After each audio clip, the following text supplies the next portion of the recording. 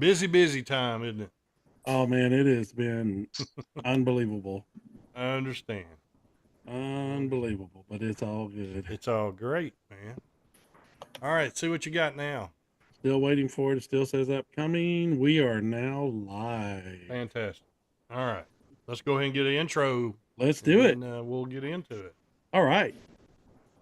Hi, this is Jack Hughes of Wang Chung, and you're listening to the DND Dynamite 80s podcast show with your hosts DC and DH.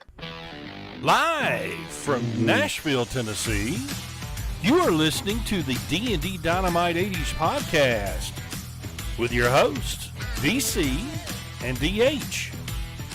So, guys, take it away. Why don't you take it? All right, ladies and gentlemen, welcome into another episode of D&D and Friends Dynamite 80s. You got that right. Got a lot of company tonight, on tonight, man. It's going to be an amazing show tonight. And DC, I'm going to go ahead and tell our listeners it's going to be so amazing because you and I aren't going to talk much tonight, so they're really going to enjoy this one. There you know, this is going to be the best one ever. Seat. Yes, we're just here. I'm just here. We'll hand over the controls. DC, absolutely. How's your week been, brother? Hey, smooth and easy so far. So, yeah, well, that was real interesting. Thanks for all that, info there. Right. It's been a great week, man. I'm excited to get this one started. We've got some great guests on. Yeah. We got some great co-hosts on. Yep. This is going to be a fun show. I'm excited. So I'm going to let you do the introductions so you can mess that up before we get started. Sure. Well, I'll do my best to. All right. First of all, let's welcome in. Now, Lynn. Lynn is probably one of the top followers of our show, and we appreciate Lynn. We wanted to have Lynn on as a co-host. Now, I want to know what I'm supposed to read tonight, Lynn. You're not going to be sending the jokes in to me. I'm not going to have. I mean, come on now. Well, Tammy's eyes are rolling already, and she's already. And I know DC is going to tell me how terrible this is, but yes, it's especially prepared for you, my man. All right. Awesome. I'm ready. So we'll be ready. Okay. Go ahead if you want to start out with it. Okay. All right. Yeah. So this is for all y'all. This is also for Todd. Todd, at some point, I'd like to go on tour with you guys. We'll be your opener. Right. I got this. We got a covers band we've put together, but we only play 2 songs. we play "Free Fallin'," and "I Walk the Line." Oh, awesome. We call ourselves Petty Cash. There you go. That's very creative. That is a good one. Oh, look, Tammy gave you the hand. All my jokes are stinkers to Tammy, for sure. Oh, we appreciate Lynn joining us, though. He is super supportive of our show. By the way, DC, it's good to have you on. As we get ready to shout out, Tammy, I want to give you a special thanks. The book you sent. It is so amazing to sit down with my grandkids and then we listen to the songs and they're like, "Pop, play that song." Yeah, there it is. There it is. So we're going to have Tammy on in December to talk about the book, the whole entire show, but she can, plug that thing at the end. But it's amazing. Sure. It's amazing time with the grandkids. Tammy. Absolutely. So thank you. It's a great book. It really is. Oh, it is. We are excited tonight. Tammy Dever, by the way, is a great friend of ours and supports our show. And, we have her on from time to time to do the co-hosting stuff with us. So the rest of you guys are joining us from the Lincoln, Nebraska area. And Tammy's in the Austin area of Texas. So we appreciate everybody joining in with us here in Nashville area. And, we're excited to have AMFM out of the Lincoln, Nebraska area. Yeah. And these guys are an 80s tribute. Yes. And we got Cole, Todd, and John joining us. Fellas, how are you? Doing good. Fantastic. Let me ask this starting out the gate before the rest of these guys have theirs. Why the 80s tribute? You're artist, you could play, and you probably do play other types of genre or types of music. So why are the 80s so important to you to perform in front of people with? Whoever wants to take it. Anybody? Well, John, you're muted. I left them speechless. Yeah, I left them speechless. Yeah, well, I'm the old man of the group. Go ahead, John.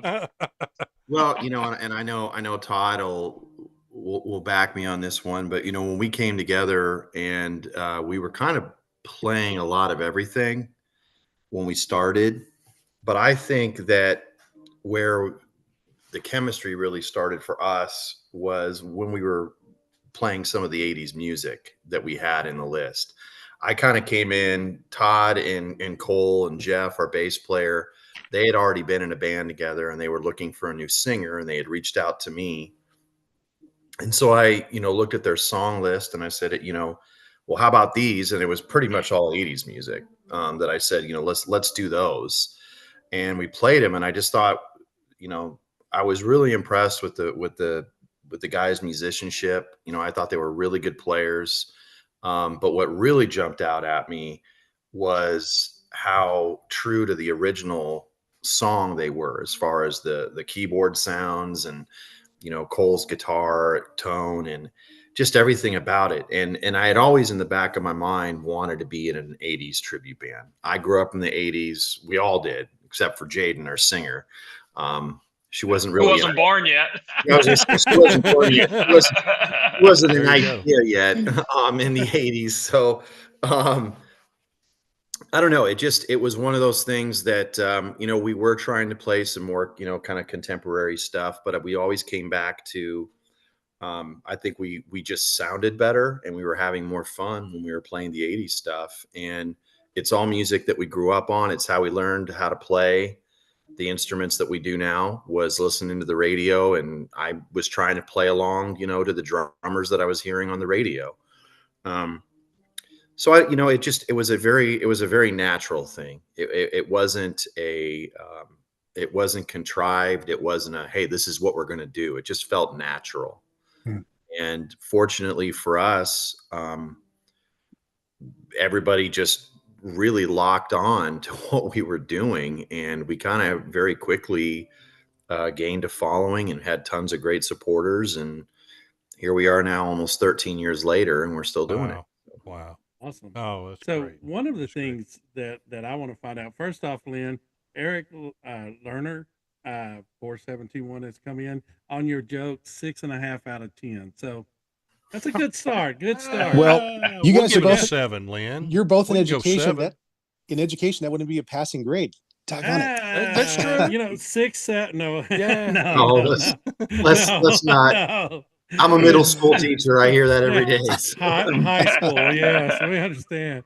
Guys, one of the things I want to know is how did the band form? How did AMFM come together?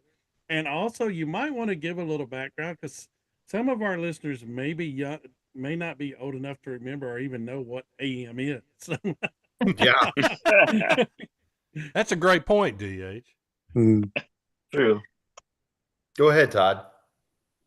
Well, Cole and I, the guitarist, he's worked with me and for me for a better part of 30 years. And so we were good friends from way back. And Cole used to come into my shop because we worked in the body shop. And he would come in when he was 15 years old, showing us his Eddie Van Halen riffs on his guitar and things. So we've known each other a long time. And originally we formed a band and we were all in the body shop and we called it Bondo Jovi.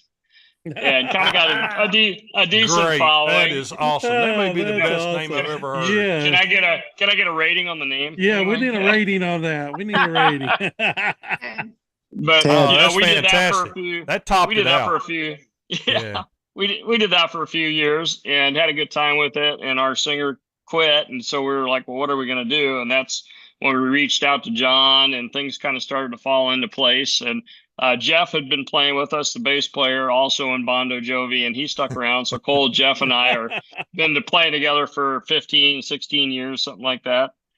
And it just kind of grew from there. And I think, when you go to a Walmart, you go to Hy-Vee, you go to Home Depot, what are they playing on their PAs? They're playing popular 80s music. It's just happy music. When you got into the 90s, it's okay, but you lose the guitar solos, you lose some of that, creativity in the songs. And I just think the 80s have held on to that. And so we've really, took off and ran with it, dropped the other stuff, and then bringing Jaden on board. What is it, John? 3.5 years ago? Yeah. I believe bringing her on board allowed us to get into more, Cyndi Lauper and Go-Go's and some of that stuff. And it just really blew up from there. And we've had a really good time with it. Yeah. And, the name, you're right. I mean, AMFM, sometimes people are like, what does that mean? And I think that it kind of goes back to us and just our, coming up and listening to. Before I moved to Nebraska, I lived in Southern California, and there were some big radio stations, but they were on the AM side, but they were pop stations. The Mighty 690, I think was what it was called. And it was in Southern California, and it was an AM station. I think Rick Dees was on that station.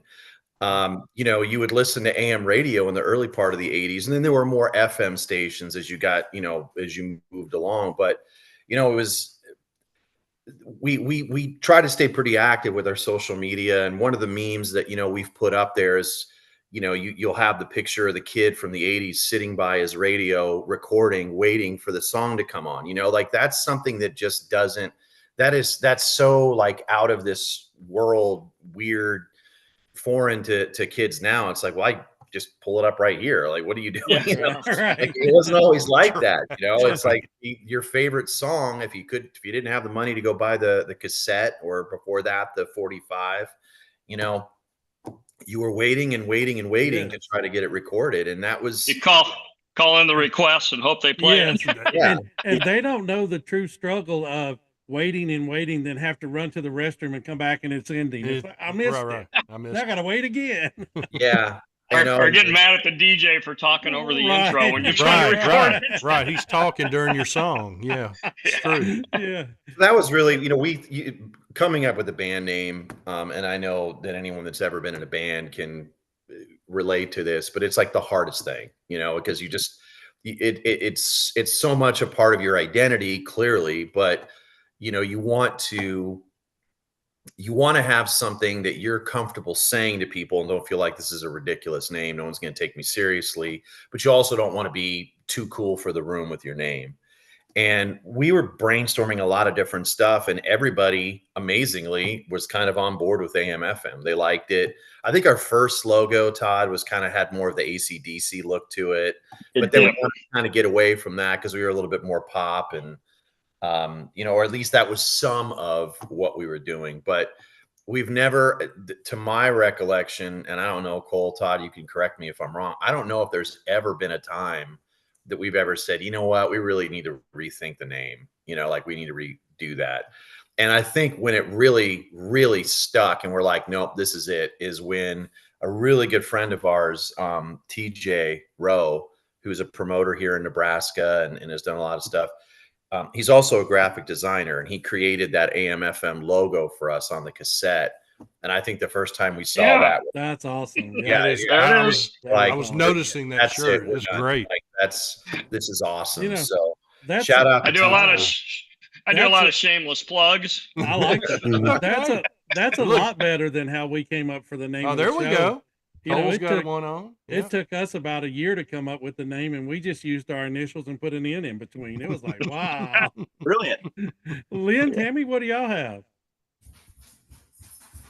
What questions you got for him? So I just real quick, John, I was going to ask you a question. Did you get a chance to grow up with K-Rock out there in California? I did. Yes. Oh man, great station.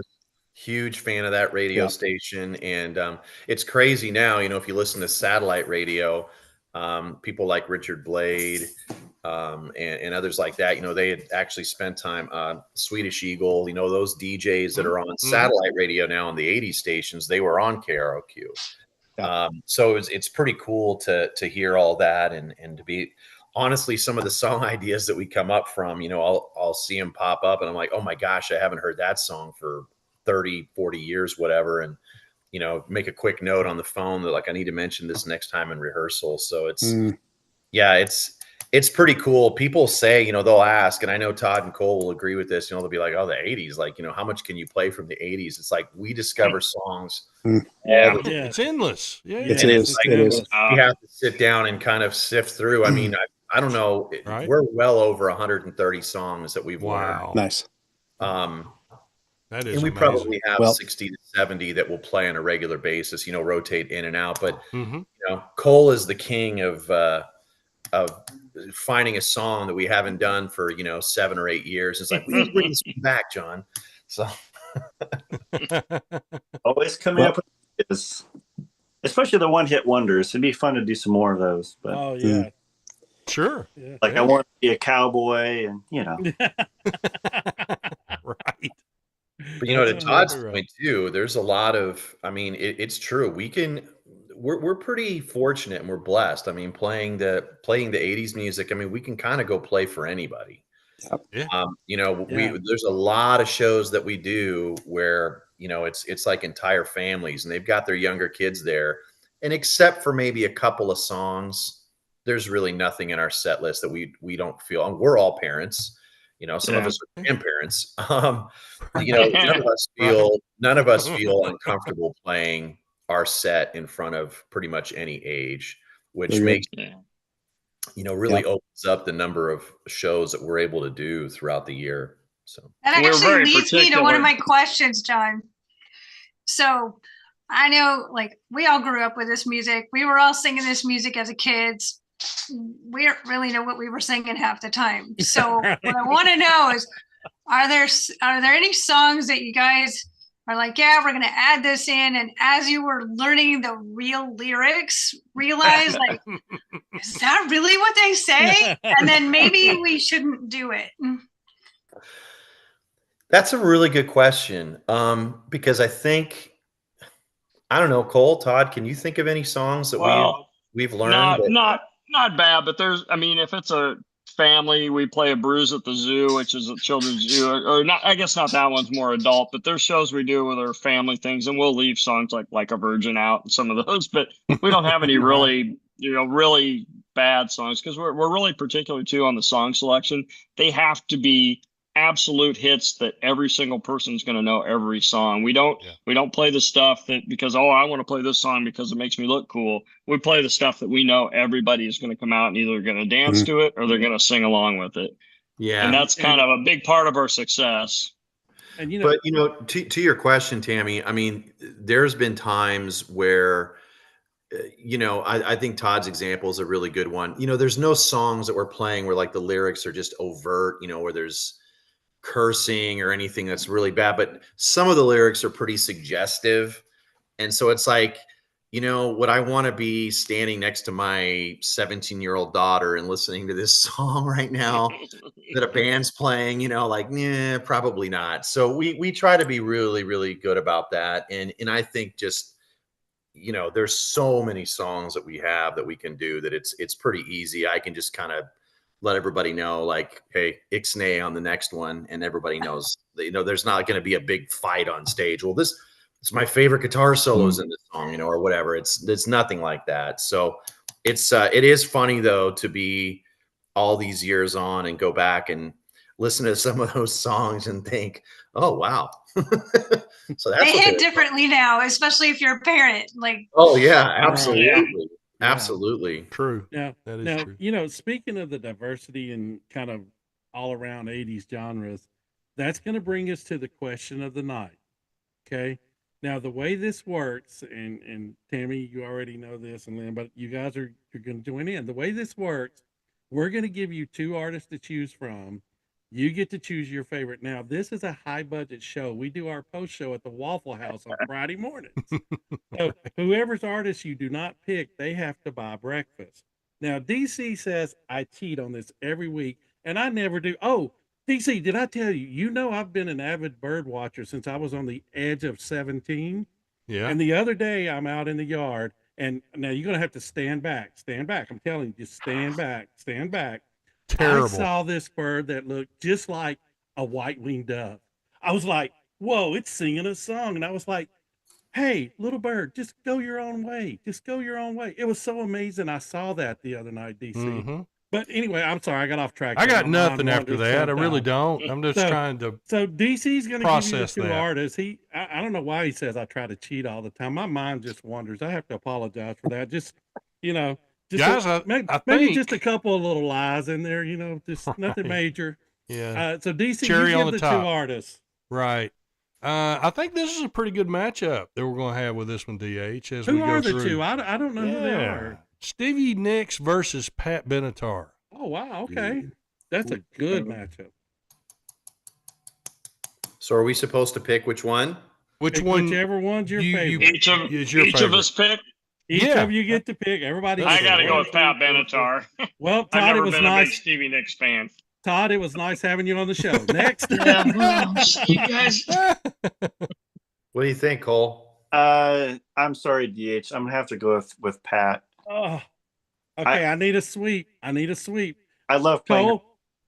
Nice to have you on the show. We enjoyed it. Next, I'm gonna keep this going.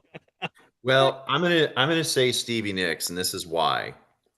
I knew you were my favorite, John. She came to Lincoln. You're weird. She came to Lincoln, I don't know how many years ago, and did a concert. And to this day, I think it has to be a top 5 concert for me, simply for the fact that not only was her band incredible, not only did she perform really and sound really, really, really good, but it was one of the longer shows that I've ever been to, because before every single song, she would tell a story about how the song came to be. Oh, wow. She would give sort of like a behind the scenes of what went on in the studio when they were recording it. And, you know, I'm not one of these people that goes nuts and sings and jumps all over the place when I go to concerts. I'm taking notes. I'm watching everything, you know, especially the artists that we came up listening to. And she was one of those. And Fleetwood Mac is a huge favorite of mine. So just to be able to sit there and listen to her tell these stories was just, I mean, it was fascinating. It was staggering to listen to her and do that. And I don't know, I've just always loved her voice. I would love to see us do some of that 80s Fleetwood Mac and some Stevie Nicks. It's something we've talked about. But, you know, Todd doesn't like it. So I guess whenever. You know, now, Todd and Cole, you're welcome to change your votes at any time. Lynn, Tammy, I need some help here. Don't let me down now. Can't do it. So, DC, in the shadows of the night, we belong to Pat Benatar. Yes, we do. I have to say, though, I have grown to love Stevie because I'm in a band with the School of Rock. We recently did the Edge of 17 with our band, and it was so much fun to do. So I've grown to really appreciate her vocals and musicality and everything. But so Pat all the way. Lynn, not that your vote's going to change anything, but help me out here, brother. Man. Oh, it's no. It's so this tough. Ain't starting good. This is not starting well. It's so tough. If I was to say, you know, body of work over time, I'd have to say Stevie Nicks. But as far as like favorite songs in the genre and just pure power, it'd have to be Pat. Man. Pat wins. Okay. I'll go with Stevie just for that sake for now. But that's I'll it. take it. Okay. I thought we were friends. We are friends. Yeah, we are. Lynn. We're friends. Yeah. You know, but I do have to say, so for the first time in a long time, I have to buy DH's breakfast. So DH, I'm going to buy your refill of coffee. That's all you're getting. Enjoy. That's about what I figured you would buy. Oh, that's funny. Can I ask a question? Sure, go ahead. Okay, so I was going to ask you guys 2 questions, and for time's sake, I don't want to go over here, but I'm going to kind of put it together. So, John, you mentioned something really good. You guys work hard at it. And my first question is just kind of a practical one. I know Todd has a day job. I don't know about you guys, but how do you guys find a way to keep it so tight, you know, if you have other things going on, because that's not an easy thing to do. Every time I've heard you guys, I've always enjoyed it, but I was like, that takes some practice to sound that good. And the next thing was, when you are playing other people's music, I had a chance to, about probably 5 years ago, catch a band that came through Lincoln called Get the Lead Out. They're Led Zeppelin cover band. And I leaned over to my friend after one of their songs. I said, that's about as good as you'll see it without plagiarizing. Like, I mean, it was so tight and just like right there. So my question is, you guys, how do you, as artists, do that, to the sense of you just work it until you really have it the way it, you know, we all heard it the first time, and yet still retain your individuality when you play it? That's the biggest thing. I just want to know if there's a art to that, or you just kind of know when you hit it. It's just really, to me, it's an interesting thing, because you're playing other people's music, but I know it's you guys playing it, but you're just so good. How do you not lose yourself? How do you keep your individuality when you're playing other people's music? That's the biggest thing. Let me just say, Lynn and Tammy, y'all are much better at this than DC. They are, aren't they? Well, first of all, thank you for the compliments. It's always nice to hear that because we have always, I think, really applied ourselves and taken the time. And one of the jokes that we make, or I should say that I make, is, Cole was. I know what's Cole coming. was helping you there. Yeah. It's practice is what you do on your time. Rehearsal is what we do on our time. And I think that when we first got together, Lincoln is not a tiny town. I went for years and years and years in the music scene here, and I had no idea who Todd and Cole were. And then we came together in a band, and we were rehearsing, and I was hearing the sounds that Todd had on his keyboard, and I'm like, where's this guy been all the time? Like he's got like to the record true sounds and stuff. And I mean, the same thing with Cole. There was maybe probably more back then.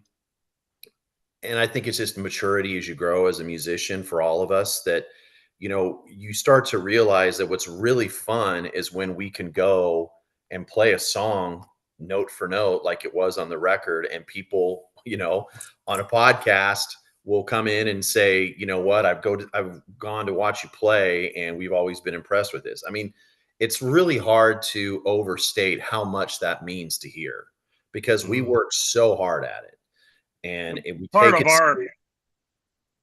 our fun too is there's always going to be a little bit of ourselves in the music, but it's so much fun being able to go from Poison to Alabama to Cyndi Lauper and have all those sounds, the guitar. A lot of bands you go see them. Our other joke is we say, oh, they play it their way.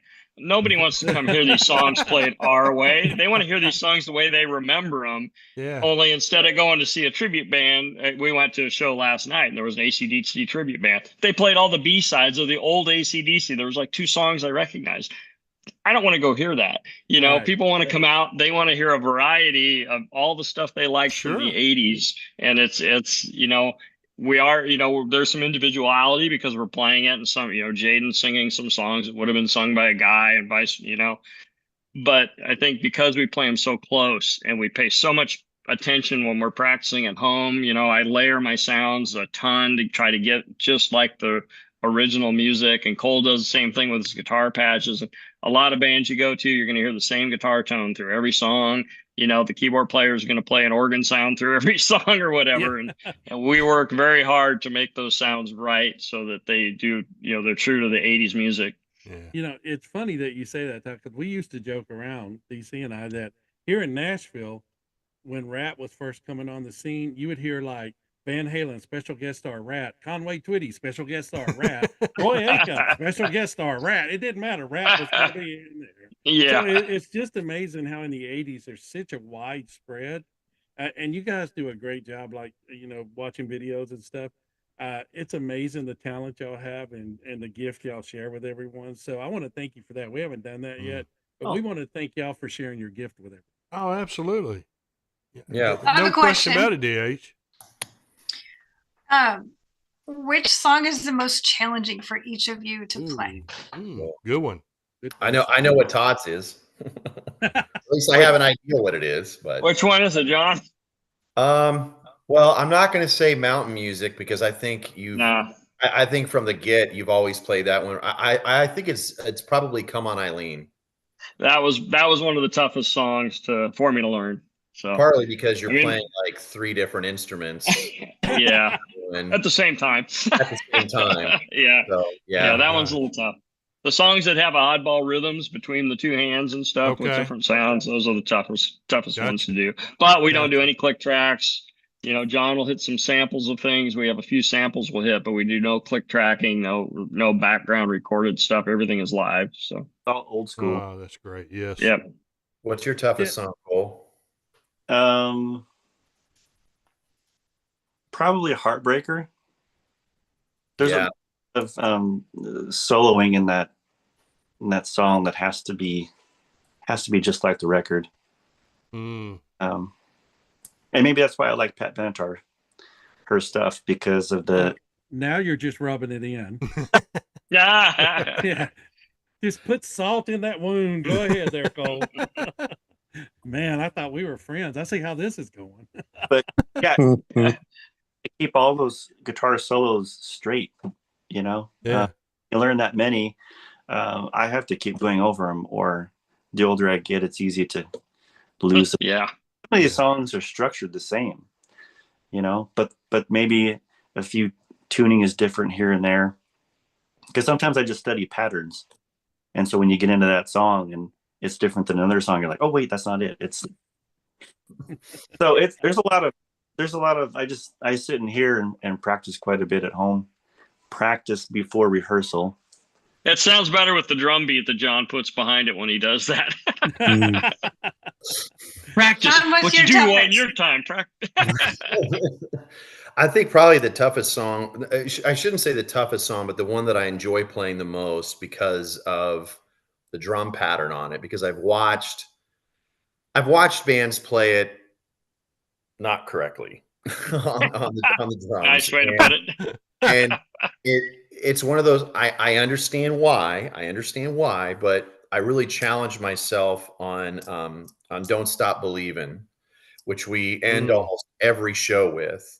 And Steve Smith, you know, the original Journey drummer, the part that he does on that is there's a lot going on, and there's a lot more going on, and it changes throughout the song. So like the verse is not played the same way as the first chorus, the guitar solo, the drum part is not the same as it was in the first chorus. I mean, it changes the whole time, and he's clearly one of the best rock drummers ever.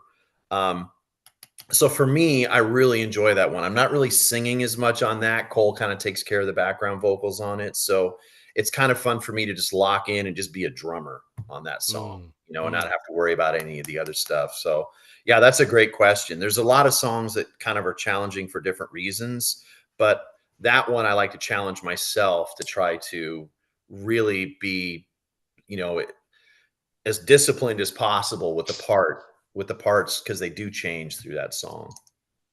And DC, I think we got some valuable advice twice now. If we would practice and rehearse, we might get pretty good at this stuff. So.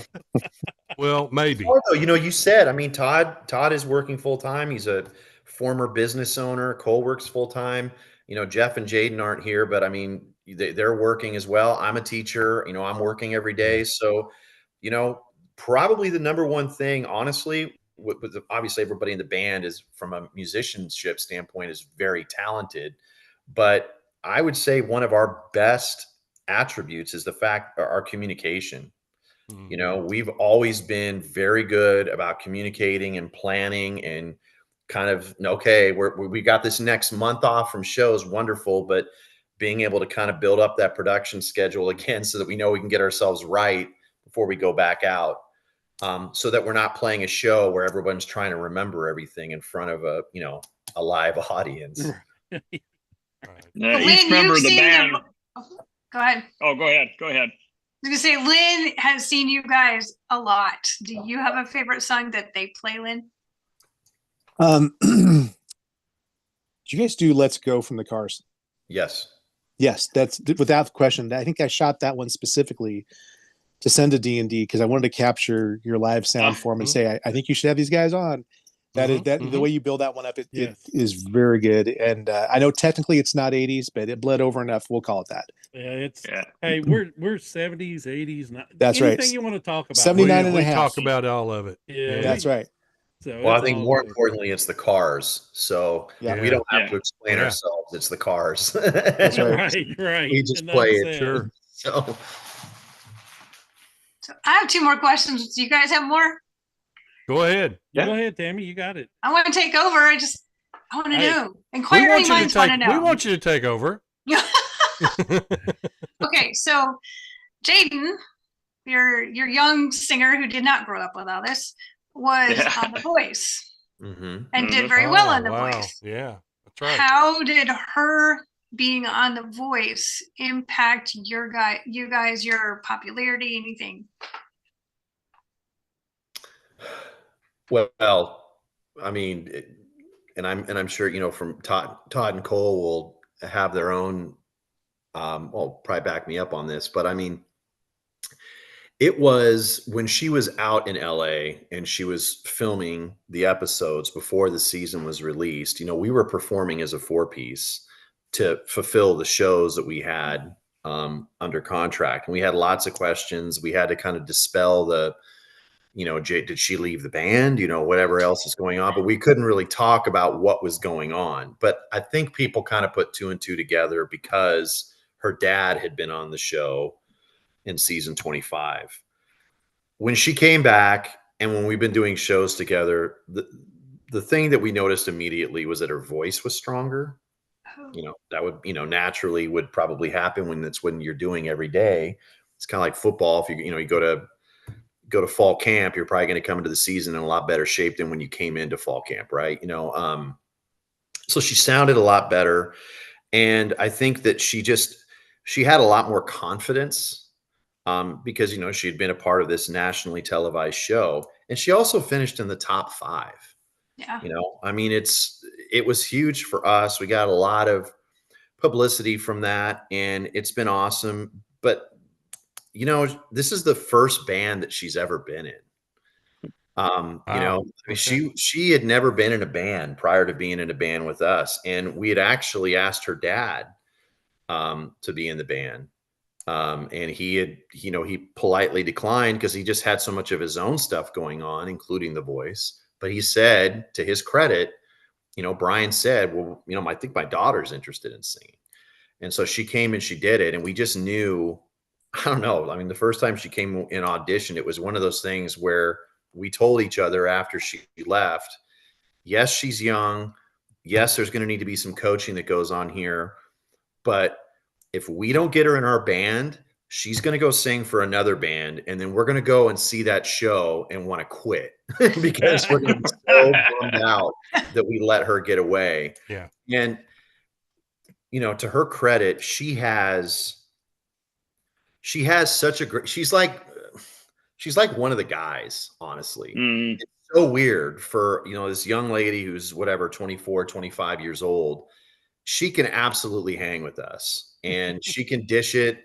And it's like, we have to kind of pinch ourselves. I mean, it's like, you got to be kidding me. I mean, we're old enough to be your dad and we joke about that, but she's something else. And it's definitely helped. It's definitely helped a lot. It's pretty cool. Yeah. All right. Something else that's pretty cool. You guys have opened for the Gin Blossoms, David Cook, Blue Oyster Cult, and Hairball, which I just saw them Sunday night. Totally awesome. And so such a production, right? So you opened for all of these. Is there any advice or compliments that they may have given you? Did you even get to talk to any of them, being that you were the opener? One time they said, well, hurry up and get your shit off stage so we can move on. No, they didn't do that. Well, who was it you guys hung out with, Cole, after the show? We opened for Jake Owen. Jake Owen, that's right. One time. And wow, okay. Well, I had a catastrophe moment because my amp got carried out on stage and for some reason it wasn't working.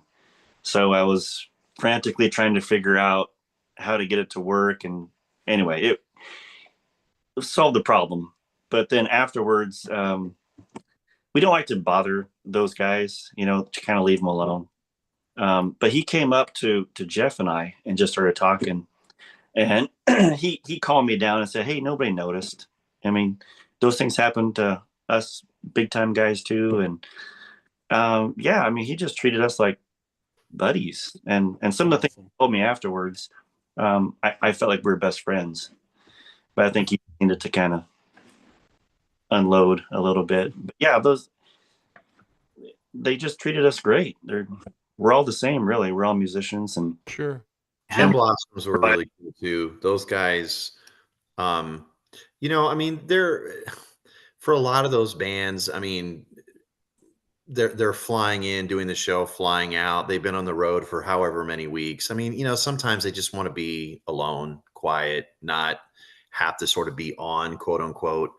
But the guys from the Gym Blossoms were super cool. And like Cole was saying, Jake Owen, it was about the most down to earth guy. I mean, he was just next level. Just how cool he was, talking to us and just treating us like colleagues, for lack of a better term, like it made us feel really cool. Plus, he wore our shirt when he came out on stage. Yeah. And then he took one of our shirts and wore it out on stage in front of, a packed festival crowd. That was like, what?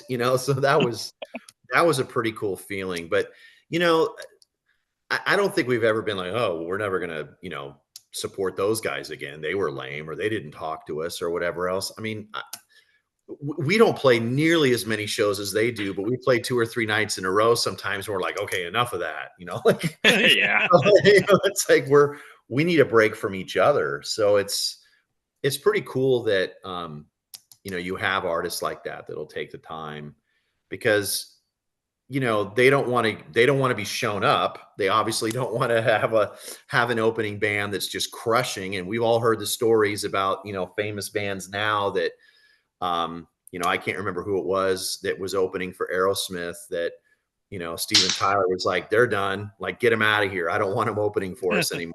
Right? That's right. Aerosmith's an incredible band. So for us, we don't necessarily think in those terms, but man, when an artist will take the time to like just kind of hang out and have a drink with you and talk and like, what are you guys up to? What's going on?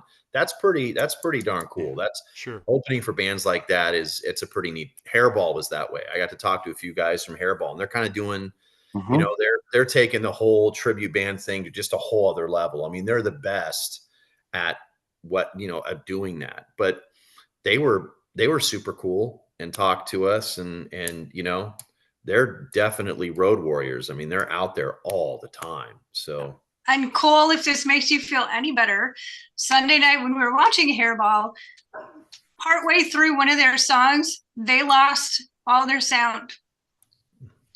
And like it just cut out, and it's a small theater, great. It was Austin City Limits Theater, so very cool. Consummate professionals. They never even blinked and just kept playing. And the crowd, I don't remember what song it was, but the crowd knew every word. So they just let the crowd sing to them. And everybody, like nobody from the sound, nobody looked like they were even panicking. They were just like, all right, we've got this. We'll take care of this. And pretty soon, it took a while, but the sound was back and they just didn't blink. It was amazing. So yeah, I mean, that's a credit to them because now, you've walked away from that show with an awesome memory, right? Yeah. I mean, and that's what makes them who they are. They're all those guys are, I mean, they're just total pros. So, so I'm in a band with the School of Rock and I've been with them for 4 years.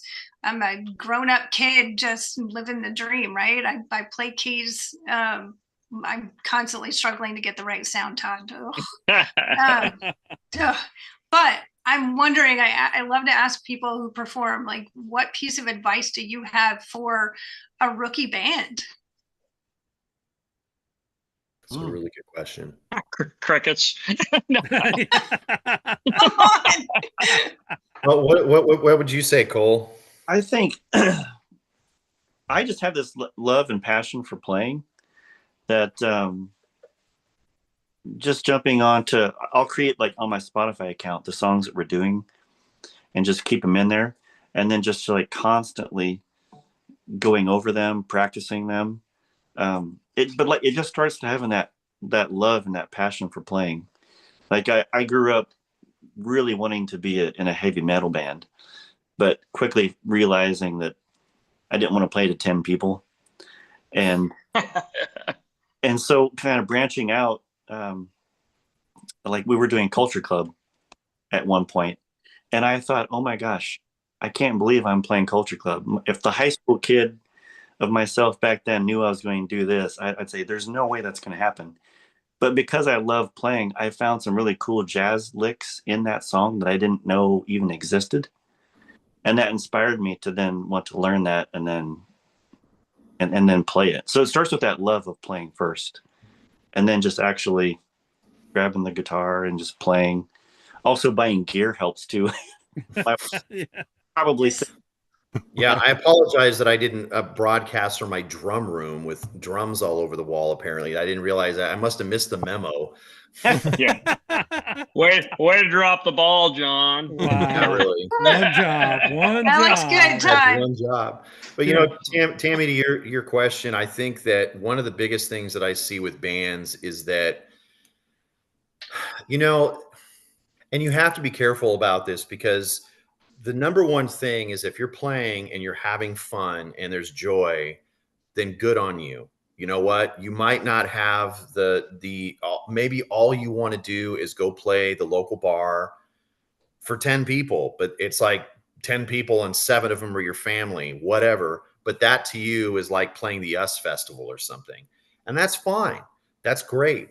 But I think that if you want to get out, play a lot, you know, really elevate your band's brand, for, you know, lack of a better term, you have to be super honest with each other. You know, I remember the first time that we had a conversation about our stage attire and like what we were going to wear on stage and how we were going to present ourselves. There was a little bit of awkwardness there. I mean, we got through it, but you know, it's just pitching ideas and everybody being open enough to say, okay, yeah, you know what? We're always going to wear pants when we're on stage. Like, we're never going to wear shorts for a show. Yeah. You know, and it's like, I know it seems like really sort of inconsequential, but it's like, it makes a difference when we see pictures of ourselves that people have taken of us from playing shows.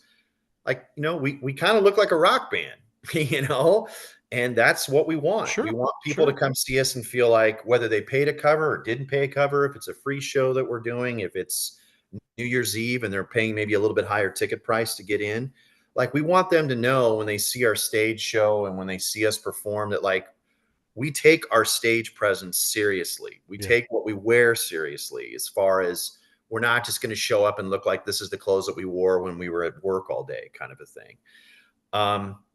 And that's kind of the aesthetic piece of it. But the other part, and Cole kind of alluded to this, is just really kind of embracing the suck sometimes and diving into the music and really challenging yourself to get it right and to be able to get done with a song in rehearsal and look at each other and say, no, we need to do that again.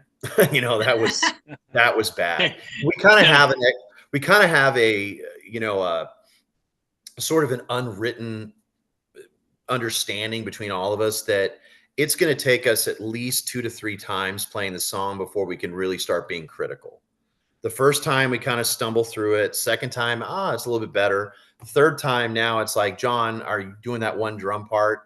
And then I get really upset and walk out of the room. No, you know, but that's when we start getting into, we're all comfortable now that we can talk to each other. But I think that's just the biggest thing, is just the communication and being honest and, you know, what are our goals? And if everyone's not on the same page, it's kind of hard, you know? Yeah. And I think that's, can I add too, and John, you'll have to plug your ears for a minute. I don't want you to hear me say this, but you need a John in your band. John manages the band at rehearsals. John, you know, nope, we're going to do it again and stuff. And you kind of need somebody like that. I've been in plenty of bands where we didn't have that, and you're not going to get beyond just, you know, playing for those 10 people in the bar. If you're going to get good and you're going to get tight, you need somebody in the band who actually runs the band and manages what happens, whether it's booking the band, whether it's setting up rehearsals, whether it's the communication. You know, John does a lot of that background stuff for this band, and that really is what keeps us all together. We may all be good musicians, you know, or good at what we do, but somebody like John in the band is what kind of keeps the fabric of it together and keeps it rolling forward and not slipping. You know, in previous bands, sometimes you don't have that person. Everybody's just kind of, whatever, you know, we'll work on it next time. You need somebody there that's, you know, like no different than a manager of a business or something. You need somebody there that's in charge of what's going on. So that's my plug to John. Yeah, and Cole, you know, I'm going to say something though, because you mentioned heavy metal. You know, I got with DC and we were going to start a hair metal band, but we looked in the mirror and realized we were missing the key element, you know, hair. So, you know, we were done with that. No worries about the hair metal band. No worries at all. But DC, you know, Brother, that's another good point, man. We need that person that's going to keep us on track. I think Tammy's becoming that person. She is. I think she is. And Lynn will be in the background now too. Yes. So there you go. Yeah, Lynn's providing the comic relief our show needs so much. So it's all good. Hey, the pieces are finally coming together. It took 5 years, but who knew we only needed to get other people to host besides us? What a brainchild that is. Yeah. Hey. That's great advice. Thank you, guys. So I was going to say one thing. I can only imagine for all those who do play in the band that's got to be your nightmare moment when, power or something just drops like that. And all of a sudden we have an unplugged show. Surprise. Yeah. Right? We had that happen this summer. We blew a breaker at a pretty big outdoor show twice and stuff. But what Tammy said is also true. I think that if you do that and all of a sudden the people are coming along to help, filling it in for you and so forth, like you feel like, okay, we're playing in front of our tribe now. One of the coolest things I've ever witnessed was on 1987, I was able to catch U2 on the Joshua Tree tour. Wow. And our friend Rob Tammy heard this too, is that the last song they played was 40. And the last refrain of that, they just started tuning the song down. And we literally walked out for the next 20 minutes, leaving the thing, just singing the last chorus over and over and over, long after they had left the stage. And so that's pretty neat. Yeah. That's very cool. Guys, it's been awesome having you on the show tonight. We appreciate you taking some time with us. Before we let you go, though, throw all that out there for everybody, the socials to follow and the schedules, where they can find that and where they can get out there and see you guys. Yeah, so you can find us, AMFM80s.com is our website. And then on social media, very active on Facebook. You can find us just by searching AMFM Lincoln. And then we're also on Instagram as well. Yes. So, we're kind of older guys, so we don't get into all the other stuff, the Snapchat and TikTok and everything. We're old school Facebook, Instagram, and we've got our website. But no, this has been an absolute treat. We really appreciate you bringing us on. Oh, it's been fantastic. We appreciate your time. All the best to the other members as well, and safe in your travels. And I hope we can get together and do this again sometime. Definitely. Yeah. Yep, D&D, whenever you want. D&D, we got to get you guys up to Lincoln, or you got to bring AMF down to Nashville. Yeah, either way. Exactly right. It works for me. And if y'all come to Nashville, DC's buying breakfast. Of course. Host you at the Waffle House. That's for sure. Guys, I want to tell y'all either congratulations or condolences. And Lynn, Tammy's already a member. You're already a member of the family. Lynn's a member of the family. Yeah, just hadn't officially been introduced. We're going to introduce you. But guys, either congratulations or condolences, because you're now a member of the DND Dynamite family. So awesome. Either if you're glad about that, congratulations. Right. If it upsets you, our condolences, but either way you're in, so it's all good. All right, DH, let's get those sponsors in real quick. Hey, can you guys hold tight as we let me do this real close quick, it down? DC, before you do that? All right, let me give everybody our social so they can remember. Well, that might help. Yeah. All right, ladies and gentlemen, that's going to do it for another episode of DND Dynamite 80s. Amazing show tonight. Remember, you can find us on YouTube, Twitter, Instagram, on our Facebook, Google Podcast, and Canyon Star TV, all D&D Dynamite 80s. I did that without my bifocals on. Yeah, I see that. Now I see you. And folks, for those of you that were around in the 80s and remember the old Memphis wrestling, before I throw it over to DC, Jerry Calhoun has turned his back and the chain has come out. It's time to end the match. Time to end the match. All right. As yes, I always ended off before I send it over, folks, remember, it doesn't cost anything extra to be kind, so always be kind to each other. DC? Amen. Amen, brother. Let's get those sponsors in real quick. Hey, let's do it. D&D Dynamite 80s would like to thank their sponsors, Hudson's Flags and More, Nesting Project of Smyrna, Tennessee, PJG Marketing, Totally Cool 80s, Charlie Bubbles Cares for Kids, Jackie's Creations on Facebook, Riley Rhodes Art Designs at RileyRhodes.art on Instagram, and the Magic Yarn Project. You can find all these great folks online. Check out all our fine friends online. Yes. And folks, we are very blessed to be a part of associated with two organizations, part of their family. When we started this thing 5.5 years ago, we said if we ever got to the point we could, we'd love to give back. That's what the show's all about. We have been blessed to partner with 2 organizations to help them out.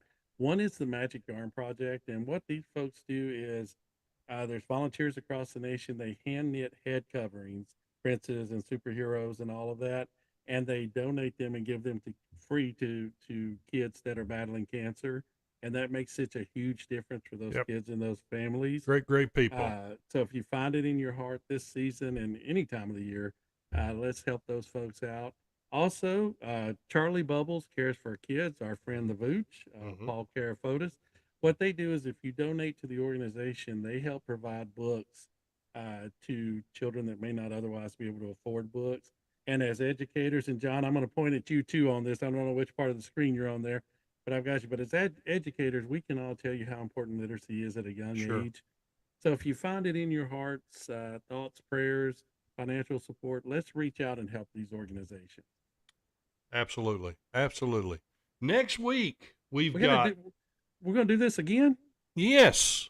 Another week, man. Wow. Until we shut the doors on us. We'll keep Lynn, doing Tammy, this y'all be on standby for next week. Here we go again. There we go. Now we've got Todd and Mandy from Little Podcast That Could. Yes. So it is a great podcast that those guys do. I really enjoy it. And unlike ours, I really enjoy it. Right. Maybe we can get some tips. Right. That's why I try to get those kind of guests on if they'll come on. Maybe they can help us out a little bit. That's right. So we'll catch up with them and check out all the cool stuff they got going on as well. So that's what's happening next week. All right. Guys, we appreciate everybody joining us and taking time tonight. I'd love to have everybody back on. Lynn, stay with us. Yes. You wanted to stick with us here to the end of the whole deal. If Tammy can too, that'd be great. Okay, so Tammy, stay on as well, guys. It's been a pleasure. Thank you. Thank you. DC always closes out the show. Keep playing those 80s, my friends, and we'll see you next week. See you next week. We'll keep it alive. Yes. Yep, thank you, guys. We appreciate it. Thank you, guys.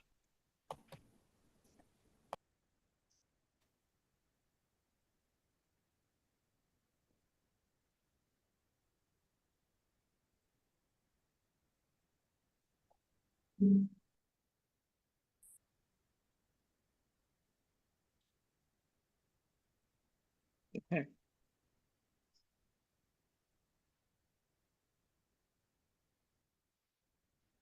There we go.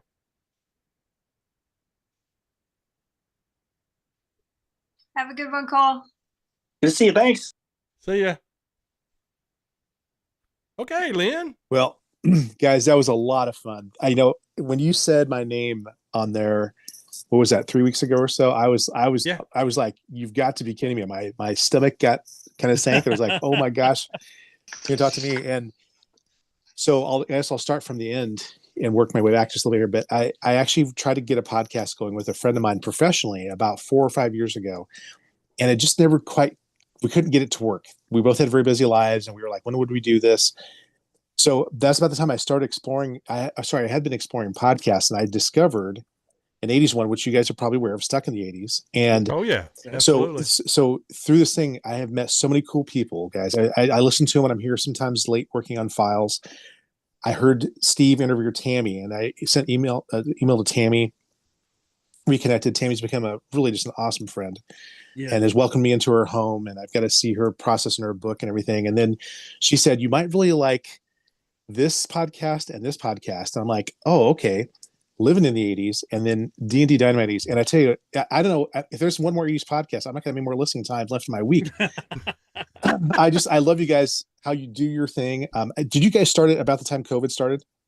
We actually, we started in 23 March. Oh, okay. Of 23. Okay. So we're about 5.5 years now. Got it. We kind of, to be honest with you, we just kind of, we at the time we were both in the same building teaching and I got with DC. We've been friends since we were old enough to walk. Right. I heard that. Yeah. That's incredible. I said, you know what, let's do a podcast. And he said, what's a podcast? I said, I don't know. So we sat down. Let's with just a figure telephone. it out. Oh man, we sat down with a telephone and a $5 microphone, and we started with just that was our audio. first one, audio. And, and we did that, and then we did another one, and then I don't know. After about a half a year, some weird guy over there, DC, comes up and goes, "What if we bring on guests?" I was like, "Who would want to be on this show?" And then the next thing you know, he goes, "Hey, we've got Diane Franklin as our first guest." I'm like, "What?" He goes, "You think we ought to put out a video?" I said, "Well, let's try it." And of course, the whole video we forgot to record. oh, So it's like we got half of it. We got half of hers. We got part of it.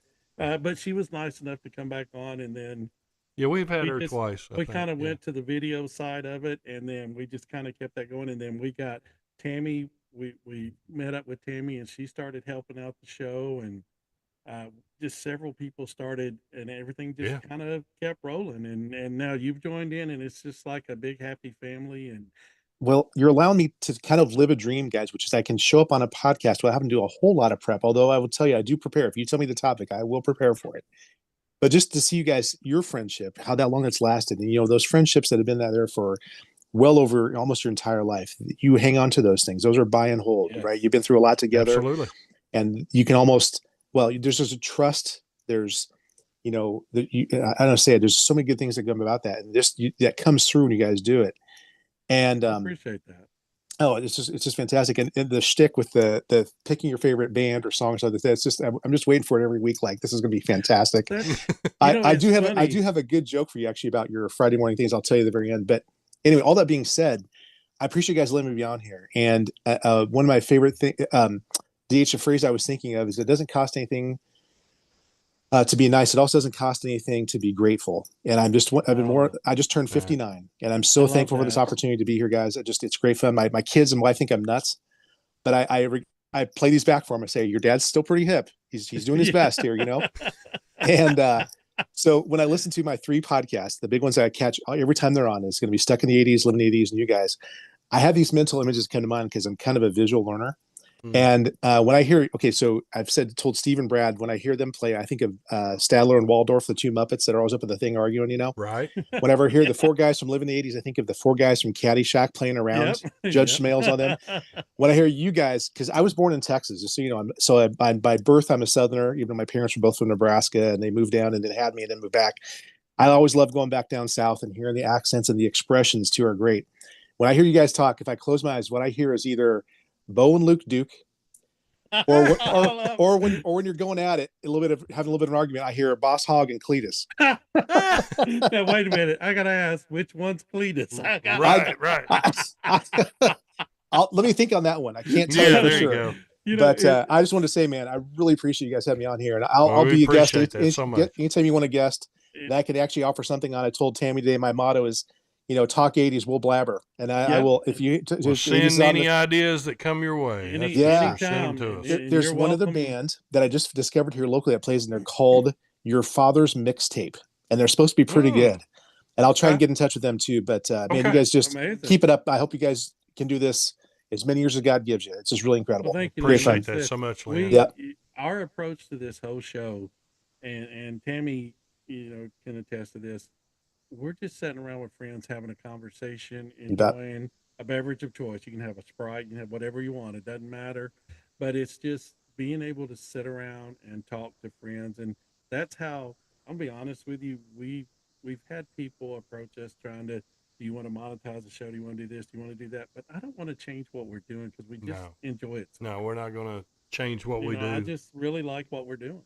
You got to. It's a labor of love, It makes you unique. You guys are fun, and the banter, and just like you said, we're just hanging out. And if people want to hang out with us, then great. And I'm going to tell you guys a secret. I never know what I'm going to say when it comes up to that band part of picking until I'm in that moment, and then I just flow with whatever I can think of. Because to me, if I rehearse it, it's not going to be as funny. That's impressive. And that's become one of, I don't know why, but we get people ask us about that. Asking about it and asking. They do. I mean, I had someone ask me, what's the process you go through to come up with this? And I'm like, when I'm sitting there, whatever comes to mind, that's where I'm going. Well, dude, that's your MO, man. And it's spontaneous and it's great. And, it just, Yeah, your personality's come through. When I bring that dad joke, I know DH is going to have a good chuckle, and DC is going to roll his eyes and say, "That was terrible. Yep. That was awful." Are you guys still in the same building? Do you still work together? We are not. We were up until last year. Okay. And I'm actually an assistant principal, so I'm not in the classroom anymore. But DC left and went to Oakland because it's closer to home. So he went to another school. I'm about 3 miles from my school now, which is nice. Which is amazing. But he did an amazing job at Laverne, and we were sorry to see him go, but we always wanted. And I miss it. I miss it. I miss what grade? What grade do you teach, DC? I am a environmental science teacher. I got mostly freshmen in my classes. Very good. Classes. Yeah. And the cool part was when he was at Laverne, I'm the administrator over freshmen, so he was in my hallway, although we never saw each other. Yeah, it's crazy. It's like, but we do that, and I mean, it is a stressful job. I came to education late. I actually was leadership in business for many years. Oh wow.